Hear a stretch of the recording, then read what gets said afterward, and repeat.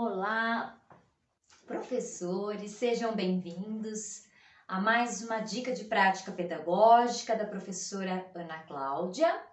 Sou professora da Rede Estadual de São Paulo, atuo nos anos iniciais no ciclo de alfabetização. E a dica de hoje é a seguinte: você já ouviu falar sobre o ambiente alfabetizador? Então é sobre este assunto que eu vou dar pequenas dicas de como você montar o seu ambiente alfabetizador. E onde é o nosso ambiente que nós alfabetizamos as nossas crianças na maior parte do tempo? A sala de aula, isso mesmo. Então, esse ambiente, a nossa sala de aula, como ela está montada, como ela está decorada, vamos dizer assim, tudo isso influencia no processo da aprendizagem, da escrita dos nossos alunos, certo? Então, o ambiente tem grande influência sobre a aprendizagem das crianças, tá bem? Então, se ele é um bom ambiente, tá? Então, a influência será boa. Agora, se esse ambiente for não favorecer, né? Então, ele vai ser um ambiente ruim, vamos dizer assim, tá? E também uma coisa que precisa ser dita é que a sala de aula, né? A sala de aula, ela é montada, né? É montada, estruturada, decorada, vamos dizer assim, a partir da concepção que o professor tem de alfabetização. Então, se você, professor, entende, né, que a alfabetização ela se dá através do método escolhido pelo professor e é este método que vai fazer com que as crianças aprendam, que elas aprendem através da memorização, que elas não sabem nada sobre a escrita, mas é que você, professor, vai passar para elas. Então, esta concepção faz com que o professor monte a sua sala de aula, né? Decore a sala de aula de uma maneira, certo? Agora, se você, professor, entende a alfabetização como um processo, né? Que eu preciso entender como a criança aprende, que a criança já traz para a escola ideias sobre a escrita. Então, e aí eu vou montar então o meu ambiente, né, de uma outra maneira, tá bem? E eu vou falar aqui para vocês o ambiente alfabetizador a partir da minha concepção de alfabetização, tá bem? Que é partindo de como a criança aprende, certo? Então, se eu entendo, né, que o processo de alfabetização, eu inicio fazendo a pergunta como a criança aprende e você vai em busca disso, então todo o seu trabalho, né, está em torno disso e você então vai favorecer, tá? Através também do seu ambiente alfabetizador, você vai favorecer isto à criança. Como é que ela aprende? Ela aprende formulando hipóteses, ela já traz algum conhecimento, eu vou valorizar isso, então você vai montar o seu ambiente de acordo com o que você entende sobre o processo de alfabetização. E é nesta concepção que eu vou dar a dica então, tá bem? Bom, então a criança ela precisa de referências, né? Referências, quando eu digo referências, são palavras escritas que ela vai se apoiar nelas para a partir dessas escrever outras, né? Então é muito importante que nós tenhamos na nossa sala de aula a lista de nomes das crianças, né, por ordem alfabética, né, disposta na sala de uma maneira que as crianças alcancem, porque elas poderão ler com o dedinho, né?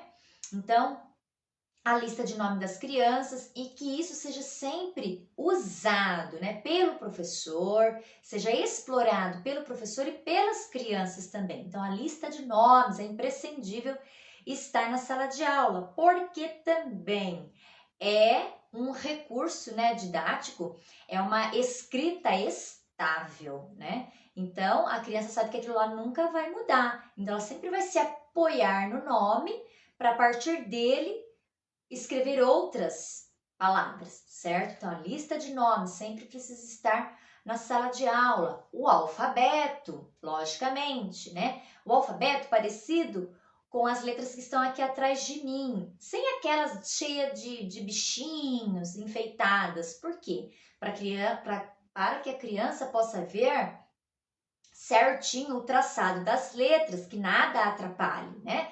Que ela saiba que o B, né, é do jeito que nós sabemos, que não tem florzinha, que não tem uma barriguinha, não tem um sorrisinho, tá bem? Então, que seja assim, né, limpo, né, que seja o traçado das letras limpo, tá bem? Mas eu posso então colocar a letra cursiva? Bom, se for lá o primeiro ano, né, segundo ano, que as crianças estão no início do seu processo de alfabetização, não é interessante a letra cursiva estar presente, tá? Agora, as crianças estão no momento de transição, aí tudo bem, aí é interessante ter para que elas entendam o traçado, né, e tudo mais. Mas aí elas já estarão na fase alfabética, já estão entendendo, compreendendo o sistema de escrita, certo? O que mais que nós podemos ter na sala de aula que vai estimular, que vai desafiar a criança, né? E vai ajudar no seu processo de alfabetização. Nós temos também, além da lista de nomes, do alfabeto, né? Nós podemos ter uma parlenda que elas ditaram, que elas saibam de memória, que elas ditaram para o professor colocou no cartaz, então elas podem sempre recorrer ali àquela parlenda, certo? Nós podemos ter a lista de ajudante da semana, tá bem? Nós podemos ter também o cantinho lá da leitura, onde você coloca os gibis, as revistas, os livros de histórias, né? De ficção, de não ficção, também para que eles possam explorar, para que eles possam ter contato com a palavra escrita, tá bem? E uma coisa muito interessante é o seguinte, também não adianta o professor poluir a sala, né, com vários cartazes, né? E a criança não vê sentido nenhum nesses cartazes. Apenas é um monte de papel colado na sala de aula, né, que acaba sendo até mesmo uma decoração e não um recurso que vem auxiliar o professor no seu trabalho. Então, se não tiver sentido, se a criança ela não usar aquilo, de nada serve, tá? Então, tudo que tem na sua sala de aula precisa ter uma intenção. Então, tem o alfabeto, você utiliza com as crianças. O R, olha lá como é o R. Vamos falar junto com a Pro, né? A, B, qual daquelas letras você já conhece? Aí, a partir daquela que ela já conhece, né? Depois ir falando o nome das outras até chegar naquela precisa. Então, você sempre explorar o ambiente, né? A sala de aula que está ali, para ser um potencializador no seu trabalho, porque senão não vai adiantar nada. Então, tudo que tem na sala de aula precisa, né? Ser usado, tá? Ter sentido para a criança. Aquela lá é a parlenda Macata Sofia, então você pode recorrer ali, né? Para fazer ter como referência, né? Bom, e uma coisa muito importante também sobre o ambiente alfabetizador é o seguinte, né? Pense você agora, vamos fazer um teste bem rapidinho, né? Eu vi uma professora fazendo isso e eu falei, nossa, tem muito sentido isso que ela disse sobre a sala de aula, né? Então, pense você aí, na rua aí da sua casa, né? Na rua da sua casa. Se você consegue detalhar tudo que tem na sua rua.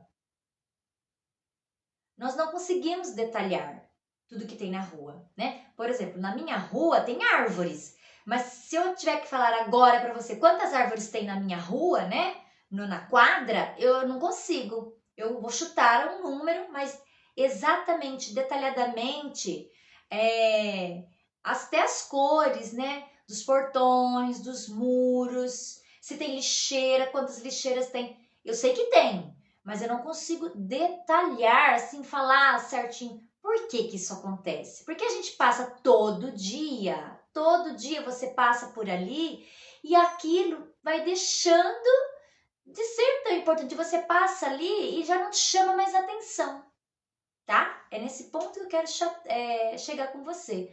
Como aconteceu com o meu filho. Ele tem o corredor aqui de casa e tem um quadro, tá? Desde que ele nasceu, esse quadro está na parede. Aí, esses dias, ele tem 10 anos. Esses dias ele falou assim: mãe, nossa, agora que eu reparei que tem esse quadro aqui, ele passa todo dia ali, né? Eu falei: olha, como tem sentido mesmo que a professora comentou sobre o ambiente alfabetizador. Então, qual é a relação disso, né, com o ambiente alfabetizador, com isso que eu estou dizendo aqui? Que você colocou um cartaz lá e você não explora mais o cartaz, só foi a primeira vez. Ele vai perdendo sentido para o aluno, tá? Você acha que ele está sendo útil. Não, vou deixar ali porque a criança vai olhar lá, porque lá está escrito macaca. Se ele quiser saber como é o mar, ele vai olhar para lá. Não, ele não vai, tá? Se você não chamar a atenção dele para aquilo, tá? Várias vezes, né? Estar sempre recorrendo aos cartazes, né? Aos livros da sala de aula, ele vai perdendo, isso tudo vai perdendo sentido para a criança, tá? Então, deixa de ser um potencializador e não acaba ajudando mais em nada. Então, sempre há necessidade de nós, professores, estarmos renovando, né? O nosso ambiente alfabetizador. Sim, é importante nós estarmos renovando para que sempre seja, né? Além de ser, olha, professor, vamos colocar outra parlenda aqui, né? Olha, é diferente, vai chamar a atenção da criança, você está usando, sempre ali, recorrendo ali à lista dos nomes, então a criança está atenta. A partir do momento que não é feito mais nada com aquilo, a criança também perde o interesse e para ela passa a ser, né, como nós passando na rua de nossas casas, tá? A gente esquece até de prestar atenção, tá bem? Então, é isso que eu queria dizer para você, que a importância do ambiente alfabetizador, ela só terá a partir do momento que tenha sentido para o seu aluno, a partir do momento que você, professor, né, agregue, dê sentido a tudo aquilo que está na sua sala de aula, né? Que não seja um ambiente poluidor de cartazes, tá? Mas que sejam, né? Mas que tenham ali materiais úteis, sim, que vão dar apoio, suporte para o seu aluno quanto à escrita, né? Quanto a esse objeto de conhecimento que nós queremos tanto que eles se apropriem, tá bom? Então, eu espero que eu tenha contribuído um pouquinho com a sua prática, você refletir um pouquinho sobre como está a sua sala de aula, se você divide a sala, né, com outro professor de outro turno, aí a gente precisa então ter uma colaboração ali, né? Então essa parede fica para mim, essa pode ficar para você. Então tem todos esses ajustes, né, que nós precisamos fazer, mas isso aí é da realidade de cada um, né?